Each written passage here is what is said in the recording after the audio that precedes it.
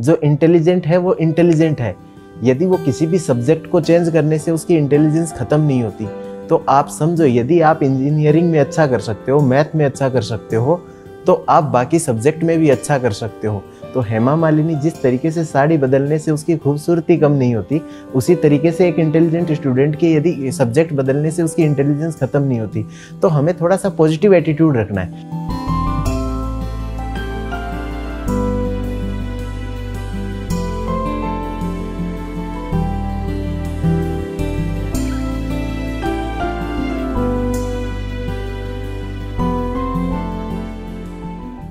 Our society needs people who understand the ground reality. So if you have a talent, then you should come in and help in innovating so that you can help the society. ये आज के हमारे topper ने किसी से सुनी थी, अब किससे सुनी थी वो तो हम उनसे ही जानेंगे, but this is something that he has followed. And अगर आप किसी एग्जाम की तैयारी कर रहे हो, then you know that the challenges and everything that comes with preparation of an examination. And exam जितना difficult होता है, challenges उतनी ही difficult होती है. And when there is an examination like the UPSC CSC, तो भाई everything is on board. आज हम जिस टॉपर से मिलने वाले हैं वो आए हैं राजस्थान से और उन्होंने यूनियन पब्लिक सर्विस कमीशन की CSC एग्जाम में ऑल इंडिया रैंक 13 अचीव किया है. आइए, let's welcome our topper for today, Gaurav Putania. Hi Gaurav, welcome to the show. Hello ma'am, thank you. So सबसे पहले तो ये कि यूपीएससी आपका पहला पड़ाव नहीं है, आपने इससे पहले आरएएस की एग्जाम को भी क्लियर किया है, वो भी रैंक 12, राइट? जी मैम, जी मैम. तो मतलब आरएएस फिर यूपीएससी और उसके पहले आपने back in the day IIT की एग्जाम को भी किया था. सो एक के बाद एक ऐसे डिफिकल्ट कम्पिटिटिव एग्जाम्स कैसे क्लियर कर लेते हो आप? क्या खाते हो आप? मैम, जो जनरली मेरी जो प्राइमरी जो एजुकेशन हुई थी वो मेरे नेटिव प्लेस में हुई थी. तो मैं आपको एक स्पेशल बात बताना चाहूँगा, मैंने 1 से लेकर 12 तक किसी भी क्लास को टॉप नहीं किया. टॉप तो छोड़िए, मैं कभी टॉप 3 में भी नहीं आया. लेकिन सबसे पहली मेरी जो अचीवमेंट थी वो था आईआईटी के अंदर सिलेक्शन, और मैं आईआईटी बीएचयू के अंदर चला गया. और वहाँ से मेरी जो सक्सेस जर्नी स्टार्ट होती है वहाँ से, उसमें सबसे पहले जब गेट का एग्ज़ाम दिया मैंने, उसमें ऑल इंडिया में 80 रैंक हासिल किया. तब थोड़ा मुझे लगा कि आई कैन डू समथिंग. अब मुझे थोड़ा कॉन्फिडेंस आना स्टार्ट हो गया था. उसके बाद मैंने मास्टर्स किया, मास्टर्स में फिर मैंने नेट जेआरएफ किया, तो मुझे फिर से कॉन्फिडेंस आया कि पहले तो मैं इंजीनियरिंग के सब्जेक्ट्स में कर रहा था, अब मैं आर्ट्स के सब्जेक्ट में भी कर पा रहा था. तो ये मुझे अच्छा लगा कि हाँ, अब मैं मल्टीपल सब्जेक्ट्स को हैंडल कर पा रहा हूँ. फिर जब मैं एमए कर रहा था तो साथ में मैंने आरएस 2018 का एग्ज़ाम भी दिया था, उसमें मैंने 12वां स्थान हासिल किया. और अभी जो यूपीएससी का जो एग्ज़ाम दिया उसमें मैंने 13वां स्थान हासिल किया. तो ये जो मतलब कि आईआईटी में जाने के बाद जो मुझे लर्निंग सीखी मैंने मेरे पीयर ग्रुप से कि किस तरीके से पढ़ते हैं, क्या क्या कंसेप्ट्स हैं, उसके बाद मुझे लगता है कि जो मेरी सफलताएं हैं वो एक के बाद एक आने लग गई मेरी ज़िंदगी में. चलिए, वाओ, मतलब ये है एक परफेक्ट सक्सेस स्टोरी जो हम सुनते हैं. But again just to remind all of you जो वॉच कर रहे हो, और अगर आपको लग रहा है कि टॉपर्स ऐसे ही होते हैं, एक के बाद एक टॉप ही करते जाते हैं, तो जैसे कि गौरव ने अभी बताया हमें, राइट, कि through out his school life उन्होंने कभी टॉप नहीं किया था, ना ही उनको लगा था कि वो टॉप कर सकते हैं, बस मेहनत बहुत की. एंड फाइनली जाके जब उनका पहला एग्जाम जब उन्होंने एक्चुअली क्लियर किया और अच्छा किया उसमें, that's when he realise that ये भी शायद हो सकता है. एंड एक चीज़ मुझे बहुत अच्छी लगी गौरव, आपने जो बताया कि आप पहले इंजीनियरिंग सब्जेक्ट्स पढ़ रहे थे, उसमें आपने अच्छा किया, फिर उसके बाद आपको रियलाइज़ हुआ कि आप नॉन साइंटिफिक सब्जेक्ट्स भी आप you want to pick it up, arts related, because I think ये एक बहुत ही कॉमन क्वेश्चन भी रहता है बहुत सारे एस्पिरेंट्स को कि मैं तो इंजीनियरिंग बैकग्राउंड से हूँ, मेरे लिए आर्ट्स वाले सब्जेक्ट्स डिफिकल्ट होते हैं. एंड आर्ट्स वाले कहते हैं कि हम तो आर्ट्स बैकग्राउंड से है, इसलिए इंजीनियर्स लोगों को एक एज रहता है. जी. तो सिंस आपकी का इंटरेस्ट दोनों में रहा है, सो अब आप क्या कहोगे टू ऑल आवर ऑडियंसेस जो शायद इंजीनियरिंग फील्ड में उनको लगते हैं कि आर्ट्स के सब्जेक्ट बहुत डिफिकल्ट है, मगअप ज़्यादा करना पड़ता है, और आर्ट्स वाले जो है जिनको लगता है कि इंजीनियर्स को थोड़ा एज रहता है, तो आप इन दोनों ही टीम्स को क्या बताओगे? बिल्कुल मैम, जब मैं इंजीनियरिंग करके आया, इंजीनियरिंग करने के बाद मुझे लगा कि ये आर्ट्स के सब्जेक्ट और हिस्ट्री को याद करना तो एक महाभारत है, ये सबसे ज़्यादा टिपिकल चीज़ है ये. फिर मैंने अपने एक प्रोफेसर से बात की, मैंने पूछा सर कि मुझे मैथ बहुत इजीली समझ में आती थी, केमिस्ट्री भी बहुत इजीली समझ में आ जाती थी, लेकिन ये हिस्ट्री मुझे इतनी समझ में क्यों नहीं आ रही. क्या लॉजिक है इसके पीछे। तो उन्होंने मुझे एक बहुत ही अच्छी बात बताई थी जो मैं आपके साथ शेयर करना चाहूँगा। उन्होंने बताया था मुझे, उन्होंने पूछा कि हेमा मालिनी अच्छी लगती है? मैं सर बिल्कुल लगती है। बोले कि वो यदि रेड साड़ी में हो तो? मैं अच्छी लगेगी। ब्लू साड़ी में हो तो? बोला अच्छी लगेगी। तो बोला यही एक स्टूडेंट का है, जो इंटेलिजेंट है वो इंटेलिजेंट है, यदि वो किसी भी सब्जेक्ट को चेंज करने से उसकी इंटेलिजेंस ख़त्म नहीं होती। तो आप समझो, यदि आप इंजीनियरिंग में अच्छा कर सकते हो, मैथ में अच्छा कर सकते हो, तो आप बाकी सब्जेक्ट में भी अच्छा कर सकते हो। तो हेमा मालिनी जिस तरीके से साड़ी बदलने से उसकी खूबसूरती कम नहीं होती, उसी तरीके से एक इंटेलिजेंट स्टूडेंट की यदि सब्जेक्ट बदलने से उसकी इंटेलिजेंस खत्म नहीं होती। तो हमें थोड़ा सा पॉजिटिव एटीट्यूड रखना है। कोई भी आर्ट्स का सब्जेक्ट हो, कुछ सब्जेक्ट में क्या होता है कि कंसेप्चुअल ज़्यादा होता है, कुछ सब्जेक्ट में फैक्चुअल ज़्यादा होता है।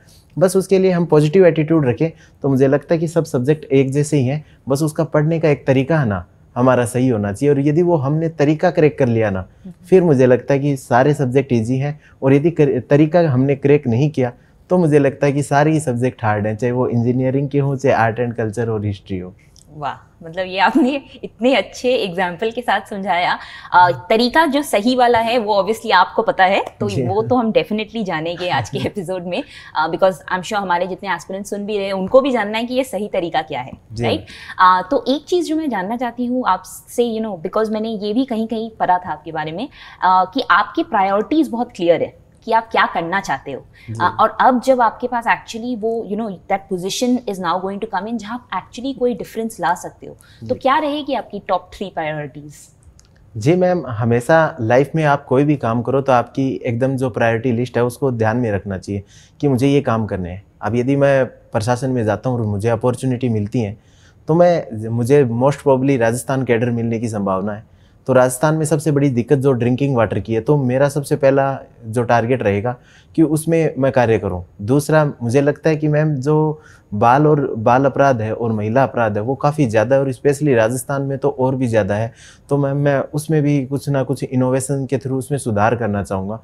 और तीसरा मैम कि जो हमारी महिला साक्षरता है वो पूरे भारत में सबसे कम है। जो राजस्थान, जहाँ पे कोटा जैसे, सीकर जैसे, जयपुर जैसे एजुकेशन हब निकल के आ रहे हैं, वहाँ पे महिला साक्षरता 52% है, जो पूरे भारत में सबसे कम है। तो मैं मैम उस पर भी कार्य करना चाहूँगा। तो ये 3 मेरी ऐसी प्रायोरिटी रहेंगी जिस पे मैं जैसे ही प्रशासक बनता हूँ तो मैं इन पे इमीडिएटली कुछ ना कुछ एक्शन लेना चाहूँगा मैम। वाह, ये बहुत ही अच्छी बात कही है आपने।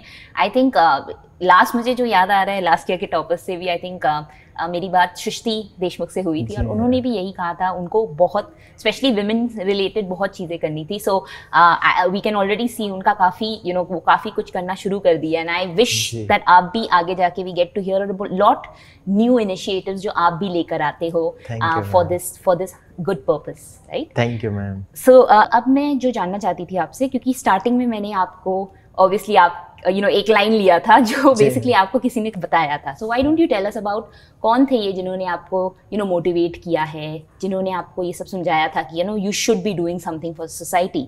कौन थे the most motivating person for you? Ma'am, मेरे जो बड़े पापा हैं जिनको ताऊ जी बोलते हैं हम, तो वो मेरे लिए हमेशा से एक इंस्पिरेशन रहे थे।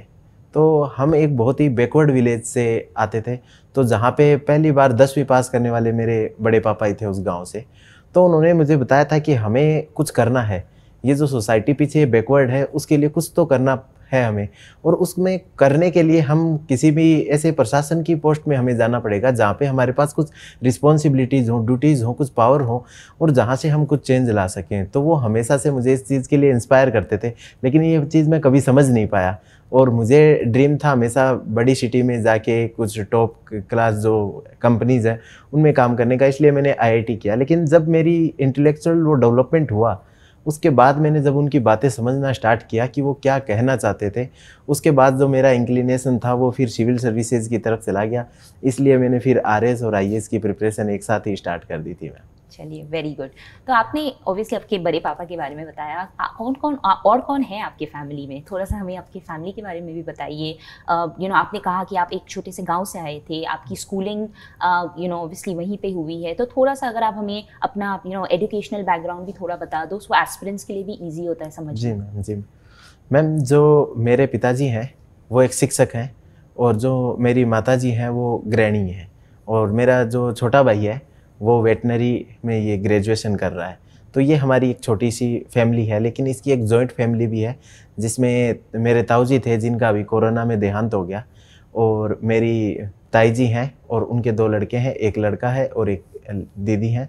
तो दीदी एग्रीकल्चर रिसर्च ऑफिसर है और जो उनका लड़का है वो पीएचडी कर रहा है MNIT से। और मैंने जो मेरी जो बेसिक एजुकेशन है वो चूरू ज़िले से की है। सबसे पहले मैंने आदर्श विद्या मंदिर स्कूल में पढ़ाई की थी, उसके बाद मैंने लक्ष्मीपति सिंघानिया अकेडमी में पढ़ाई की थी 10th तक, और उसके बाद 11th-12th मैंने गुरु कृपा कैरियर इंस्टीट्यूट से स्टडी किया था, और उसके बाद मेरा IIT में सिलेक्शन हो गया था। चलिए, नाइस, ग्रेट।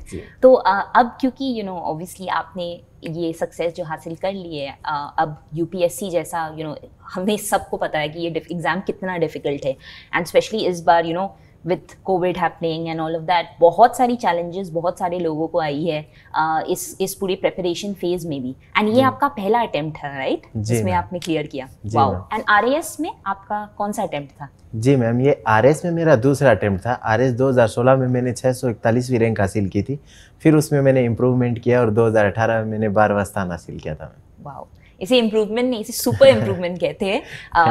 रैंक 12 भी आई नो, क्योंकि बहुत सारे एस्पिरेंट्स हैं हमारे जो RAS की तैयारी भी कर रहे हैं एंड वो भी काफ़ी डिफिकल्ट रहता है। तो एक चीज़ मुझे आपसे जाननी थी कि आपने क्योंकि PSC की एग्ज़ाम्स की भी तैयारी की, फिर आपने वो भी अटैम्प्ट किया, 2 अटैम्प्ट्स के बाद आपने UPSC का अटैम्प्ट लिया है, तो डू यू थिंक कि PSC में जो भी आपने तैयारी की थी या उसका जो अटैम्प्ट आपने दिया था उसके चलते कुछ आपको बेनिफिट होता है with the actual final civil service exam जो आपने दिया था? जी मैम, कहीं ना कहीं जो PSC की प्रिपरेशन है उसका फ़ायदा तो होता है, क्योंकि लगभग 40 से 50% सिलेबस है वो RPSC और UPSC का सेम था, लेकिन वहाँ पे जो पूछने का नेचर है वो अलग था। वहाँ पे 2 मार्कर, 5 मार्कर और 10 मार्कर क्वेश्चन पूछे जाते थे, और UPSC में जनरली 10 मार्कर और 15 मार्कर क्वेश्चन पूछे जाते हैं, और UPSC में एनालिटिकल स्किल्स पे ज़्यादा फोकस किया जाता है। वहीं पे जो RAS का एग्ज़ाम है उसमें फैक्चुअल नॉलेज को ज़्यादा पूछा जाता है, लेकिन वो फैक्चुअल नॉलेज आपके पास है तो आपको एनालिसिस करने में थोड़ा हेल्प मिलता है, और आप जब भी कोई पॉइंट लिखते हो आप उसको सपोर्ट कर सकते हो फैक्ट्स के द्वारा। तो कहीं ना कहीं मैम फ़ायदा मिलता है इसका, लेकिन ये भी नहीं कह सकते कि बहुत ज़्यादा मतलब कवर है, लेकिन 20-30% मैं ऐसा मानता हूँ कि फ़ायदा मिलता है मैम। परफेक्ट। तो अब आप एग्ज़ाम की ओर थोड़ा जाते हैं एंड शुरू से शुरुआत करते हैं, बिकॉज प्रीलिम्स भी आने ही वाली है। तो CSAT सबसे पहला पड़ाव जो आता है, CSAT बहुत सारे हमारे एस्पिरेंट्स हैं जो नॉन इंजीनियरिंग बैकग्राउंड से है, उनका ये मानना होता है कि इंजीनियर्स, इनके लिए तो ये बाएं हाथ का खेल हो जाता है, इनके लिए बहुत सिंपल रहता है, हमारे लिए डिफिकल्ट हो जाता है। बट इंजीनियर्स भी आए हैं यहाँ पे जिन्होंने कहा है कि ऐसा नहीं होता है, बिकॉज उन्होंने भी वो सारी मैथ्स करके काफ़ी टाइम हो चुका होता है, so they tend to lose touch. तो आप क्या कहोगे, CSAT की जो तैयारी थी आपने कैसे की थी, एंड आप क्या सजेस्ट करोगे हमारे लर्नर्स के लिए, अगर वो एक इंजीनियरिंग या नॉन इंजीनियरिंग बैकग्राउंड से है, CSAT की अच्छी तैयारी कैसे कर सकते हैं? जी मैम, मैं सबसे पहले मेरी तैयारी की बात बताता हूँ। तो मैंने CSAT की कोई तैयारी नहीं की थी, और उसका एक कारण था कि मेरा बचपन से ही मैथ के प्रति बहुत इंक्लिनेशन था। तो मुझे तो स्कूल के अंदर मैथ नाम से ही बुलाते थे कि ये मैथ आ गया है, क्योंकि मुझे इतना अच्छा लगता था वो सब्जेक्ट, इसलिए मुझे कभी उसको तैयार करना नहीं पड़ा। लेकिन मैंने मेरे दोस्तों को देखा है कि CSAT में सबसे बड़ी दिक्कत क्या है कि जब तक एग्ज़ाम नहीं आता तब तक तो हम उसको एकदम चिल लेते हैं कि ये तो आराम से पास हो जाएगा, और जब एग्ज़ाम आता है तब हम उससे फियर करते हैं कि अब ये पास कैसे होगा। लेकिन ये रिवर्स होना चाहिए, जब तक आप प्रिपरेशन कर रहे हो तब तो आपको CSAT का फियर लगना चाहिए कि ना ये एग्ज़ाम हमें पास करना है, और जब एग्ज़ाम आ जाए तब आपको चिल रहना पड़ता है। क्यों? क्योंकि जो मैथ का एक ऐसा सब्जेक्ट है जिसमें यदि आप थोड़ा सा भी स्ट्रेस में रहोगे तो सिली मिस्टेक करोगे, जो आप प्लस माइनस और जो छोटी मोटी जो कैलकुलेशंस होती हैं वो भी आप गलत कर दोगे। तो एग्ज़ाम के अंदर एकदम चिल रहना है। आपने तैयारी कर चुके हो, अब आपके सामने क्वेश्चंस आ गया है, अब आप आराम से उसको सोल्व कीजिए। और मैं ये एक चीज़ सजेस्ट करना चाहूँगा, CSAT की तैयारी को ऐसे डेडिकेटेड ऐसे दिन मत दीजिए कि मैं 15 डेज़ देता हूँ या 20 डेज़ देता हूँ। इससे बेटर है कि आप जो पहले से जब से तैयारी कर रहे हो 1 ईयर बिफोर से, तो हर वीक में आप डिसाइड कर लीजिए कि इस वीक में मैं एक टॉपिक करूँगा। उसके चाहे कम से कम आप 10 to 15 क्वेश्चन ही लगा लीजिए, लेकिन वीकेंड पे लगाते रहिए, ताकि जो मैथ है उसके साथ आपका टच बना रहेगा। अदरवाइज़ आप लास्ट के 10-15 डेज़ में एक साथ आप अपने ऊपर जो फॉर्मूलाज का ओवरबर्डन करोगे तो उससे कुछ ज़्यादा फ़ायदा नहीं होगा, उससे तो ज़्यादा नुकसान और हो जाएगा। तो इसलिए थोड़ी थोड़ी टुकड़ों टुकड़ों में इसकी प्रिपरेशन करेंगे तो सी सेट मुझे लगता है कि काफ़ी इजी है, क्योंकि ये 10th लेवल का जो मैथ्स पूछते हैं, तो इससे घबराने की ज़रूरत नहीं है। वहाँ पे जाइए, सोचिए कि किस तरीके से ऑप्शन से मैं रिवर्स इंजीनियरिंग करके इसका आंसर निकाल सकता हूँ, या कौन सा फॉर्मूला यूज़ कर सकता हूँ, और टाइम भी सफिशिएंट होता है। तो आपका एक फॉर्मूला उस पर अप्लीकेबल नहीं हो तो दूसरा फॉर्मूला अप्लाई कर लीजिए, तीसरा अप्लाई कर लीजिए। और टारगेट आपको 200 में से 200 का तो करना नहीं है, आपको तो केवल 66 मार्क्स लाने हैं। तो आप फोकस कीजिए कि मैं इतने ही क्वेश्चन करूँगा, उनमें कोई गलती नहीं होगी, ना कोई सिली मिस्टेक होगी, और इनको मैं सही से करूँगा। तो यही मेरा मतलब मूल मंत्र रहेगा कि फोकस कीजिए कि इतने ही क्वेश्चन करने हैं, और एग्जाम में एकदम चिल रहना, बिल्कुल घबराना नहीं है सी सेट से। ग्रेट। एंड एक चीज़ जो कॉम्प्रीहेंशन का पार्ट भी रहता है, बहुत लर्नर्स ने हमें ये क्वेश्चन भी भेजा है, कॉम्प्रीहेंशन की तैयारी कैसे कर लेनी चाहिए, तो उसके लिए भी अगर आप कोई टिप शेयर कर सको। कॉम्प्रहेंशन में मैम मैं सीधा डिसाइड करता था कि जो भी पेपर है, यदि वो 2 आवर्स का है, तो मैं जो 1 आवर था वो मैथ और रीजनिंग को देता था, बाकी का जो 1 आवर है वो मेरा कॉम्प्रहेंशन के लिए लेता था। लेकिन मैं ये नहीं करता था कि जो यदि 30 कॉम्प्रहेंशन करने हैं तो एक कॉम्प्रहेंशन को 2 मिनट मिलेंगी। लेकिन मुझे लगता था कि यदि जल्दबाजी में पढ़ने की कोशिश करूँगा तो गलत तरीके से मैं इंटरप्रेट करूँगा।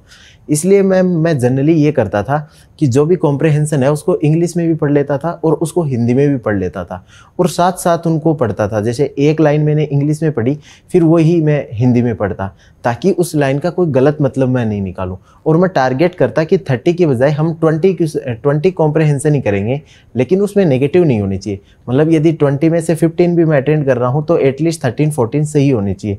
तो मैं इस टारगेट के साथ मेनली कॉम्प्रहेंशन को करता था। और यदि हिंदी इंग्लिश दोनों समझ के करेंगे तो मुझे नहीं लगता कि कॉम्प्रहेंशन में ज़्यादा गलतियाँ होंगी। सो आई थिंक बहुत ही अच्छी टिप्स यहाँ गौरव ने शेयर की है सी सैट के लिए स्पेशली, जैसे कि उन्होंने अपना टाइम डिवाइड किया था एंड ऑल्सो वो अटेम्प्ट कैसे करते थे। So I think this is again smart strategy जो गौरव बहुत बार मेंशन करते हैं, is not just hard work but smart work जो आपको इस एग्जाम के लिए करना पड़ता है। So you know Gaurav, obviously the next part which is the main prelims examination, right, तो जीएस का जो पेपर्स आते हैं तो उस पर डिस्कस कर लेते हैं, तो उसको सब्जेक्ट वाइज उठाते हैं। तो आप बताइए आपकी सबसे फेवरेट सब्जेक्ट कौन सी थी? मैम सबसे फेवरेट सब्जेक्ट मेरा साइंस एंड टेक्नोलॉजी रहता था, क्योंकि मेरा बैकग्राउंड भी वैसा ही था जी। तो चलिए उसी से शुरुआत करते हैं। आप हमें बताइए कि आपने रिसोर्सेज क्या यूज़ किए थे। First of all you know syllabus जो होता है यूपीएससी, बहुत लोग ये कहते हैं कि उनको सिलेबस डिकोड करने में ही फंस जाते हैं, तो उस सिलेबस को आपने सबसे पहले तो डिकोड कैसे किया, फिर उसके बाद अगर आप सब्जेक्ट वाइज पिक करके साइंस एंड टेक को पहले पिक करते हैं, आप बताइए आपने क्या रिसोर्सेज यूज़ किए, एंड अगर यू नो जो भी इंपॉर्टेंट टिप्स या पॉइंटर्स आपको लगते हैं जो लर्नर्स को भी याद रखनी चाहिए साइंस एंड टेक के लिए, तो आप बताइए। मैम जैसे पूरा प्रीलिम्स का पेपर है वो 2 पार्ट में हम डिवाइड कर सकते हैं। एक है कंटेंट, मतलब डायरेक्ट कंटेंट से उठ के क्वेश्चन आएगा और उसको आपको सोल्व करना है, तो उसके लिए आपका फाउंडेशनल स्ट्रॉन्ग होना चाहिए, आपको बेसिक बुक्स पे पूरी कमांड होनी चाहिए। दूसरा पार्ट है टिप्स एंड ट्रिक्स का, जिसमें आपको थोड़े से फाउंडेशन नॉलेज की ज़रूरत है, बाकी आपको वहाँ पे ट्रिक्स लगानी पड़ती हैं कि ये यदि ऑप्शन सही है तो ये दूसरा ऑप्शन नहीं हो सकता, या ये पहला ऑप्शन सही है तो तीसरा ऑप्शन भी सही होगा। इस तरीके से थोड़ा लॉजिक लगाना पड़ता है उन ऑप्शंस के साथ। तो साइंस एंड टेक्नोलॉजी के जो क्वेश्चन है यूपीएससी में, वो ज़्यादातर जो 90% क्वेश्चन आते हैं वो टिप्स एंड ट्रिक्स वाले आते हैं, जिनमें आपको लॉजिक लगाना पड़ता है। बेसिक कंटेंट से वो क्वेश्चन सही नहीं होते। लेकिन फिर भी हम देखें बेसिक कंटेंट कहाँ से पढ़ सकते हैं, तो हमें एनसीईआरटी पूरी पढ़नी चाहिए। फिर जो नई नई टेक्नोलॉजीज आ रही हैं वो केवल करंट अफेयर से पढ़नी है, पुराना बेसिक नहीं पढ़ना है। आजकल जो करंट अफेयर के जितने भी सोर्सेज आ रहे हैं उसमें बेसिक को ऑलरेडी कवर किया जाता है, तो हमें उतना ही पढ़ना है। और फिर हमें क्वेश्चंस लगाने हैं, क्वेश्चन लगाएंगे तब हमें समझ में आएगा कि क्या पार्ट हम मिस कर रहे हैं। तो साइंस एंड टेक्नोलॉजी इतना डायनामिक है, तो एक तो हिंदू न्यूज़पेपर में जो साइंस से रिलेटेड कुछ भी आर्टिकल्स आते हैं वो बहुत ज़्यादा इंपॉर्टेंट हो जाते हैं। मैंने तो पिछले 1-2 साल में देखा है कि जो आर्टिकल आए हैं उन्हीं पे एग्ज़ाम के अंदर क्वेश्चंस पूछे गए हैं, और स्पेशली हिंदू न्यूज़पेपर में। तो ये एक चीज़ मैं रेगुलर करता था। यदि हिंदू ने किसी भी नई टेक्नोलॉजी को डिस्कस किया है तो मैं उस टेक्नोलॉजी के खुद के नोट्स बना लेता था कि ये टेक्नोलॉजी, यदि मैं उसको समझ पाया हूँ तो ठीक है, यदि उसको समझ नहीं पाया, जैसे आर्टिफिशियल इंटेलिजेंस पे क्वेश्चन आया तो मैं समझ नहीं पाया कि इसके पीछे क्या बेसिक अंडरस्टैंडिंग है, तो मैं उसको यूट्यूब पे जाके उसके एनिमेशन वगैरह देख के उसको समझ लेता था। तो ज़्यादा नहीं होता, ये 10 to 15 जो अपनी टेक्नोलॉजीज है उनको आपको एकदम से अरेंज कर लेना है। फिर आप लगातार प्रैक्टिस कीजिए क्वेश्चंस की, आपको पता चल जाएगा कि ये टेक्नोलॉजी मेरी अभी भी कमज़ोर है, तो फिर आप थोड़ा सा उसको बैलेंस आउट करने के लिए यूट्यूब की हेल्प ले सकते हैं। परफेक्ट। सो एनसीईआरटी क्योंकि आपने मेंशन कर दिया एंड आई एम श्योर कि आपने सारे ही सब्जेक्ट्स के लिए सिमिलर ही किया होगा। जी। एक क्वेश्चन जो बहुत कॉमन है और हमारे सारे लर्नर्स पूछते हैं कि फर्स्ट ऑफ ऑल एनसीईआरटी जो है वो 6 to 12, 9 to 12 कौन सा करना चाहिए, and also old and new में is there any major difference कि कोई भी फॉलो कर सकते हैं? मैम फॉलो हम किसी को भी कर सकते हैं क्योंकि बेसिक तो कंटेंट है ही वो। हम स्टैंडर्ड बुक से पढ़ेंगे तो भी वही बात है, एनसीईआरटी से पढ़ेंगे तो भी। लेकिन बेसिकली क्या है कि जो नई वाली एनसीईआरटी है उनसे एग्जामिनर डायरेक्ट क्वेश्चन को पिकअप करते हैं, और बाई चांस ऐसा कोई फैक्ट हो गया जो नई एनसीईआरटी में है लेकिन ओल्ड में नहीं है और स्टैंडर्ड बुक में नहीं है, तो हमें ज़्यादा अफसोस होता है कि ये तो मतलब बहुत इजी क्वेश्चन था, डायरेक्ट बुक के अंदर लिखा हुआ था। तो यदि गवर्नमेंट ने जो पुरानी एनसीईआरटी की जगह नई एनसीईआरटी लाए हैं तो उनका कुछ लॉजिक रहा है, उसके पीछे कुछ कंटेंट को अपडेट किया है, और जो अपडेटेड कंटेंट है उसी से जनरली क्वेश्चन पूछे जाते हैं। तो मेरा सजेशन यही रहेगा कि ओल्ड एनसीईआरटी को आप पढ़ लीजिए, एक बार रीडिंग लगा लीजिए, लेकिन जो नई एनसीईआरटी है उनको आपको 2-3 बार पढ़ना है, और उसमें जो नई एनसीईआरटी के अंदर जितने भी फैक्ट्स हैं वो एग्ज़ाम के लिए मोस्ट इंपॉर्टेंट है। स्पेशली जो हिस्ट्री की जो एनसीईआरटी है 12th की, जिसमें थीम चलती हैं 3, थीम 1, 2, 3, वो मोस्ट इंपॉर्टेंट पार्ट है क्योंकि वहाँ से जो मोस्ट टिपिकल क्वेश्चन आते हैं वो एनसीईआरटी से सॉल्व होते हैं। तो आप क्या कहोगे, एनसीईआरटीज अगर फॉलो कर भी रहे हैं 6 to 12 करना चाहिए या 9 to 12, या सब्जेक्ट वाइज डिफर करता है? नहीं मैम, इसमें जनरली 6 से 12 की बात मुझे किसी भी सब्जेक्ट में नहीं लगती। 9 to 12 इज़ ओके, और उसमें भी मैम 9 to 12 हमें ज्योग्राफी की पढ़नी है केवल, और हिस्ट्री की पढ़नी है। उसके अलावा पॉलिटी और इकोनॉमी में तो 11th 12th की भी एनसीईआरटी पढ़ सकते हैं, और पॉलिटी में तो 11th 12th की पूरी पढ़ लें तो भी अच्छा है। लेकिन जो इकोनॉमी है उसमें तो बहुत सेलेक्टिव टॉपिक्स पढ़ने हैं जो डायरेक्ट हमारे सिलेबस के अंदर आते हैं, या फिर जो हम जनरल इकोनॉमिक्स की बुक्स में देखते हैं वो टॉपिक ही पढ़ने हैं। तो वो तो इकोनॉमिक्स में तो बहुत सेलेक्टिव पढ़ना है। परफेक्ट। तो ये तो रहा साइंस एंड टेक, और ये आपने कहा था आपका सबसे मनपसंद सब्जेक्ट था। कौन सा सबसे कम आपको पसंद था सब्जेक्ट्स में? मुझे आर्ट एंड कल्चर सबसे कम पसंद था क्योंकि उसमें बहुत ज़्यादा रटना पड़ता था। और मुझे समझ में नहीं आता था कि इतना सारा याद कैसे करूं और इसमें से कौन सा क्वेश्चन आएगा। मैं इतना पढ़ता फिर भी जो क्वेश्चन आता वो उससे बाहर से ही आता था। तो ये सबसे ज़्यादा मुझे परेशान करता था कि इतना पढ़ने के बाद भी बाहर से कैसे आया ये।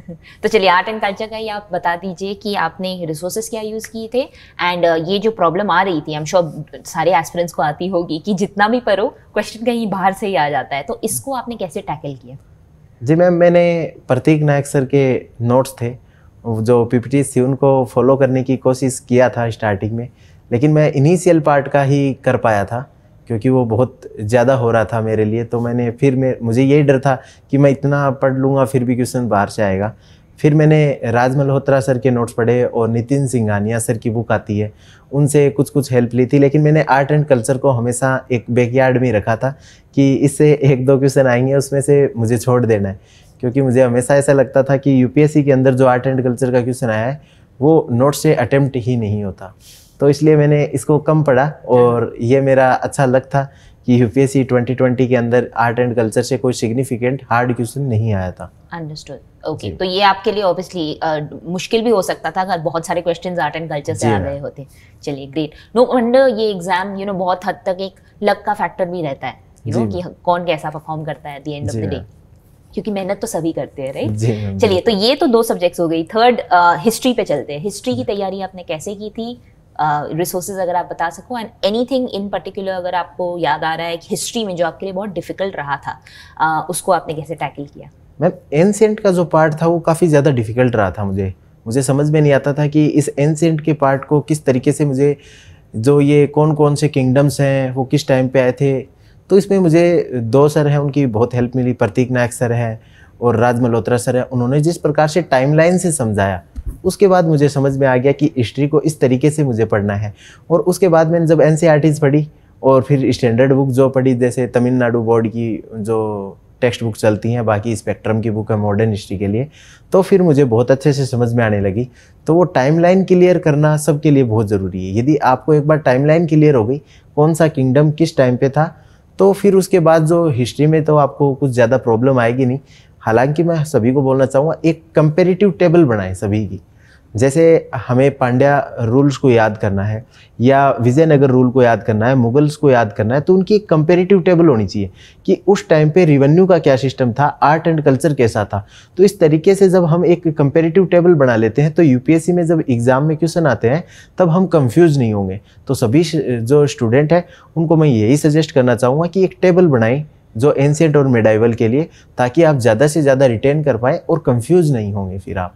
ग्रेट। एंड ऐसी टेबल हम श्योर आपने खुद के लिए भी बनाई होगी। जी मैम, मैं ज़रूर शेयर कर दूंगा यदि ग्रेट। अगर एक फोटो भी हो जाए, you know, we'll put it in the episode तो सो दैट एस्पिरेंट्स को थोड़ा समझ में आ जाएगा आप एग्जैक्टली क्या बता रहे हो। बिल्कुल मैम, मैं एक टेबल यदि मेरे पास वो अवेलेबल होगी तो मैं बना दूंगा, वरना मैं खुद से 1 घंटा एफर्ट डाल के मैं वो टेबल वापस से बना लूंगा। चलिए great, thank you so much. And I think Gaurav आप कुछ क्लासेस भी यू नो बहुत जल्द लेने वाले हो, right? So that you know लोग एस्पिरेंट्स जो भी प्रिपेयर भी कर रहे हैं उनको और भी कंसेप्ट्स अच्छे से समझ में आए। आई थिंक इन फ्यूचर कुछ ऐसा कुछ भी आप करने वाले हो फॉर द लर्नर्स, राइट? जी मैम, मैं जो अनअकैडमी का प्लेटफॉर्म है उसके ऊपर भी मैम मैं जो गाइड करने की कोशिश कर रहा हूँ। उसके अलावा मैंने खुद का चैनल बनाया है, उस पर भी मैं गाइड करने की कोशिश कर रहा हूँ। और जो भी नीडी पर्सन हैं जिनके फैमिली मेम्बर्स कोरोना की वजह से आज नहीं रहे और उनको मुझे लगता है किसी प्रकार की ऑफलाइन और फाइनेंशियली हेल्प चाहिएगी, तो जितना मैं अफोर्ड कर पाऊँगा मैंने सोचा है कि 5 से 10 बच्चों को मैं मेरी तरफ से मैं सपोर्ट करूँ ताकि वो कोचिंग कर सकें यूपीएससी या आरएएस की। मैं तो भाई इस इतनी अच्छी और नेक सोच पे तो और मैं क्या ही बताऊँ।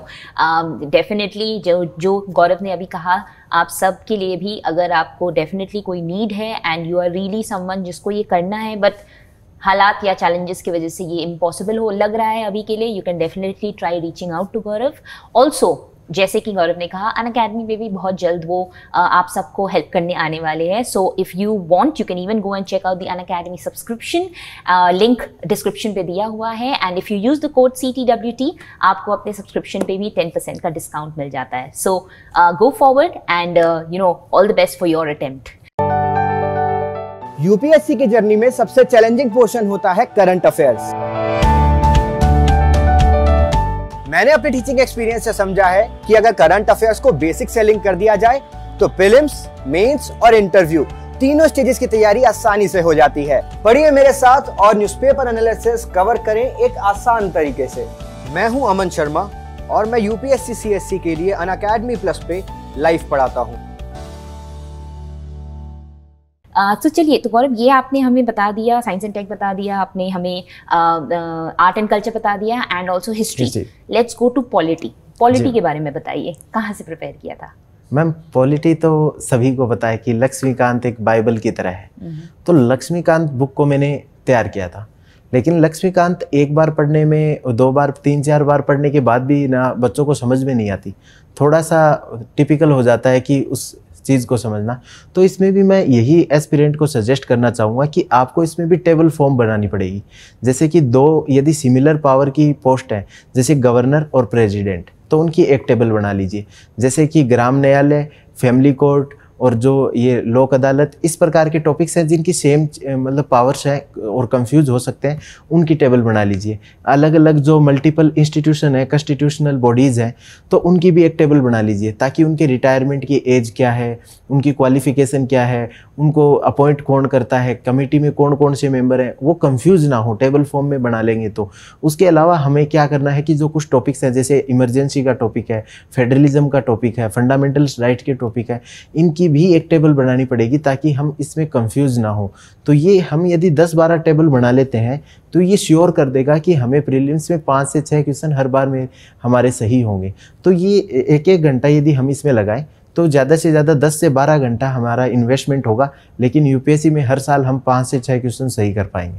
Wow, that is you know बहुत ही अच्छा सजेशन दिया आपने हमारे लर्नर्स के लिए। आई एम श्योर अगर लोग ये टेबल जो आपने जैसे मेंशन किया, अगर ये क्रिएट करते चले देन आई थिंक आगे जाके ये डिफ़िकल्टी आएगी ही नहीं। बिकॉज बहुत बार आई थिंक ये भी होता है कि हमें पता है आंसर, पर फिर भी हम कंफ्यूज हो जाते हैं 2 ऑप्शंस के साथ कि ये दोनों ही करेक्ट लग रहा है, सो करेक्ट कौन सा है। सो आई थिंक ऐसे टेबल्स बनाते अगर जाते हैं इट रियली हेल्प्स। एक क्वेश्चन जो मैं पूछना चाहूँगी, सिंस आपने कहा मेनली लक्ष्मीकांत से ही आपने तैयारी की एंड जितने बार भी पढ़ो लक्ष्मीकांत फिर लगता है एक नया किताब ही है, आपने एक्चुअली अपने प्रिपरेशन के टाइम में लक्ष्मीकांत कंप्लीट कितने बार की होगी? मैम मैंने लक्ष्मीकांत का पहले पुराना एडिशन था, उसको 1-2 बार पढ़ा, लेकिन फिर नया एडिशन आ गया और वो दिखने में भी काफ़ी अच्छा था, तो मैंने कहा कि अब नया एडिशन पढ़ते हैं। उसको मैंने 3-4 बार स्टडी किया था, तो टोटल ये 4-5 बार हो गया था। लेकिन उसके बाद मैंने उसकी टेबल्स बना ली थी, और टेबल्स को तो मैंने कम से कम 5 से 10 बार रिवाइज किया होगा, लेकिन लक्ष्मीकांत मैंने 4 से 5 बार ही पढ़ी थी। ओके, चलिए ग्रेट। सो ये तो रहा लक्ष्मी पॉलिटी के बाद why don't you tell us about geography? Geography में अगेन, क्योंकि बहुत लोग कहते हैं मैप्स लोगों के लिए बहुत डिफिकल्ट हो जाता है। कई लोगों को अगर मैप्स अच्छी लगती है देन उनको इतने सारे नेशनल पार्क, ये सारे नाम स्टेट वाइज ये सब याद रखने में भी डिफिकल्टी होती है। तो आपने इन सारी डिफिकल्टीज को कैसे टैकल किया था, और सोर्सेस क्या रहे थे आपकी प्रिपरेशन के? मैम ज्योग्राफी में मेरा जो बेसिक सोर्स होता था वो NCERTs ही होती थी। उसके अलावा जो ये मैपिंग के क्वेश्चन है उनके लिए तो बहुत सारी फाइल्स वगैरह टेलीग्राम पे आती रहती थी, तो मैं उनको प्रीफर करता था।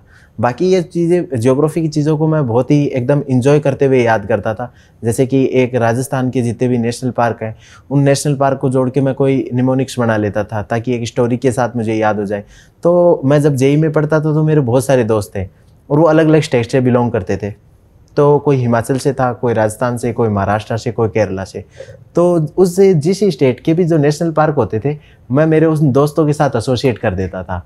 कि जैसे कि मेरा दोस्त है पंकज, वो हिमाचल से है, तो हिमाचल के जितने भी नेशनल पार्क हैं उनकी एक कोई निमोनिक्स बना लिया और मैं पंकज के साथ एसोसिएट कर देता था।